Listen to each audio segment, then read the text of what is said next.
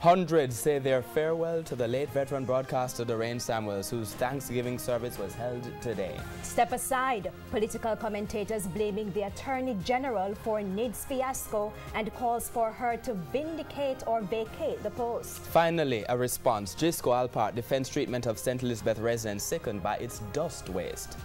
Good evening and welcome to Primetime News on air and online at onespotmedia.com. I am Archibald Gordon. And I am Andrea Chisholm, and also this evening we have the top business stories of the day. Herman Green has our preview. Thanks, Andrea. Well, Sagicor Investments is expanding. The company announced today that it will soon be operating in Cayman. I'll tell you more later in the business day. And from Herman to Jordan Fort with a sense of what's happening in sports. Yes, Archie, Jamaican athletes could start earning from sponsorship dollars at the Olympic Games after a landmark ruling recently.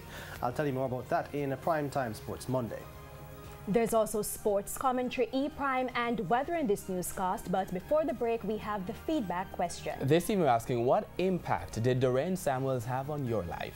And you should share comments online at facebook.com/televisionjamaica and tweet us at televisionjam. Stay with us. Primetime News returns right after this break.